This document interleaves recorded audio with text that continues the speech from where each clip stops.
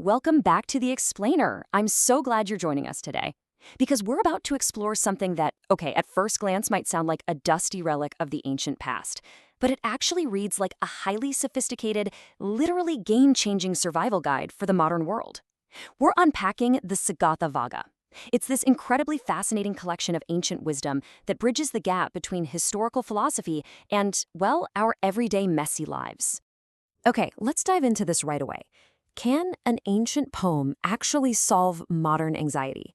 It's so easy for us to just dismiss millennia-old religious scriptures, right? We think, oh, they're outdated, they have nothing to do with our fast-paced, tech-obsessed world.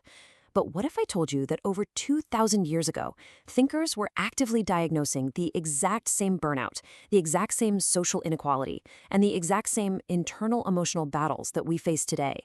It's pretty wild. So the text we're looking at is called the Sagāthāvagga. It's a really vital section of the Pāli canon within Theravada Buddhism, and the name roughly translates to the section of verses. But listen, this isn't just some standard religious rulebook. It is an absolute masterpiece of Buddhist poetry. And remember, before anything was ever written down, this was an oral tradition.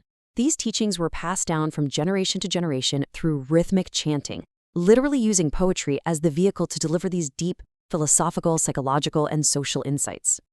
Now, to memorize all this massive amount of information, which is kind of like trying to memorize an entire encyclopedia, ancient monks used a brilliant structural strategy.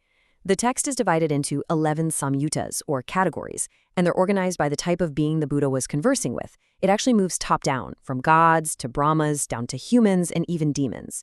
Scholars point out this wasn't just a basic filing system. It was an ancient memory palace. It gave the monks a way to mentally organize super complex teachings, moving sequentially from these grand, cosmic, metaphysical questions all the way down to gritty, everyday human psychological struggles. Which brings us to Section 1, Philosophy of the Middle Way, Avoiding the Extremes. Our first major revelation comes from the Ogatarana Sutta. In this story, a deity comes down to the Buddha and asks a deeply profound question. How exactly do you cross the flood of suffering? And the Buddha replies with this absolute showstopper of a quote. He says, "We do not rest and do not strive. Thus we cross the flood." Just let that sink in for a second. We do not rest and do not strive. It kind of sounds like a riddle, doesn't it? And this brilliantly illustrates a concept that is painfully relevant to us right now. See, not resting means avoiding complete indulgence, right? Avoiding laziness or just drowning in sensual pleasures.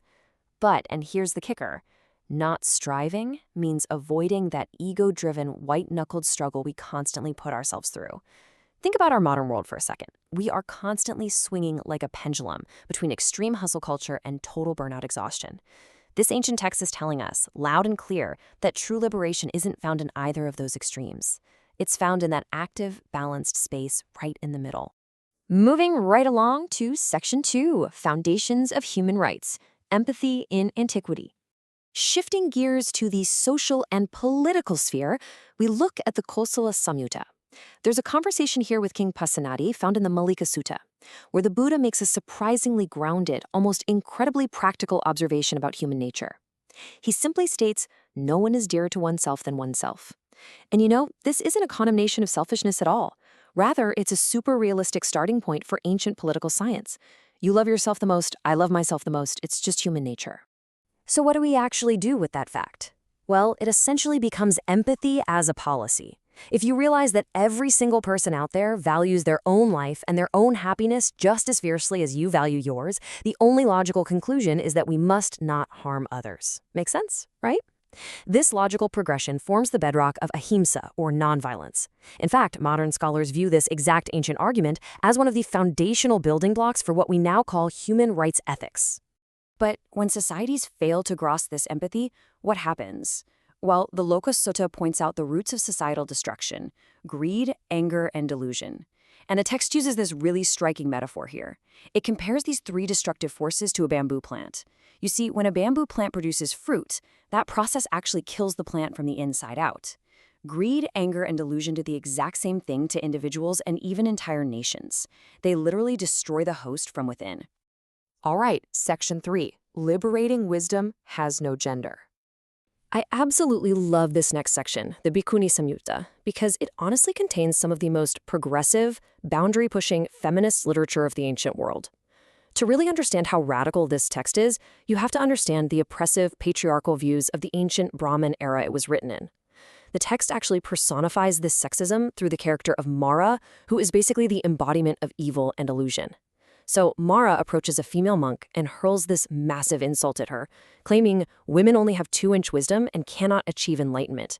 It is a blatant, nasty attempt to make her doubt her own spiritual potential based entirely on her gender. But Bhikkhuni Soma fires back with an incredibly powerful comeback. She says, "What is womanhood to one whose mind is settled and wisdom developed?" Wow. It is just a spectacular response. She completely dismantles his argument on the spot, emphasizing that in the pursuit of truth, wisdom, and mental clarity, biological sex is entirely irrelevant. Liberating wisdom has absolutely no gender. Next up, Section 4, Psychoanalysis and Anger Management. Let's look at the deeply psychological aspects of the text, and specifically how it handles our internal emotional battles. Often people think of the character of Mara in this very old-school literal way, as an external monster, like a demon with horns who's out to get you. But the text's actual meaning is far more sophisticated. Psychologists of religion point out that Mara is actually a personification of our own internal fears, our anxieties, and our mental defilements. So yeah, this text is essentially teaching early psychoanalysis. And because the demon is internal, you obviously can't fight it with swords or physical strength. The ultimate weapon, according to the text, is simply mindful awareness. It's just noticing the fear and saying, "This is Mara." That's it. Just like in modern cognitive behavioral therapy, merely recognizing, acknowledging, and naming our anxiety completely strips it of its power over us. So let's apply this to a real-world scenario. Think about the last time someone insulted you online or maybe cut you off in traffic. How did you react? The Akasaka Sutta presents this brilliant parable with the great question. If someone hands you a gift you don't want and you refuse to take it, who does it belong to? Well, it still belongs to the person trying to give it to you, right? In the text, an angry Brahmin comes up to the Buddha and just starts verbally abusing him, screaming insults, the whole shebang. The Buddha remains perfectly calm, asks the guy that exact question about the unwanted gift, and then delivers this absolute mic drop response. He says, "The insult we do not accept falls back to you." It's a total masterclass in anger management. By simply not reacting with violence or anger, the Buddha refuses to accept the gift of the Brahmin's rage. Finally, Section 5, a reflection of humanity. As we begin to wrap up this explainer, it's honestly amazing to look back at the journey we've just taken. We've gone from ancient oral text to what is basically a mirror reflecting our modern lives. The crucial takeaway is this. The Ogatarana Sutta addresses our modern burnout with the middle way. The Kosala Saṃyutta tackles social inequality with radical empathy. The Mara Saṃyutta combats our crippling modern anxiety with mindful awareness.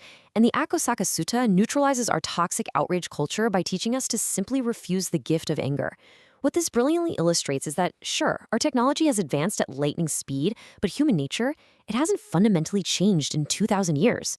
These texts aren't just dusty artifacts, they're tools. They're an open invitation to understand ourselves better.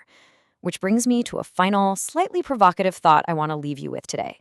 Right now, your own anxieties, your ego, your inner Mara is watching. Are you aware of it? Thank you so much for joining me on this explainer. Keep learning, keep questioning, and I'll see you next time.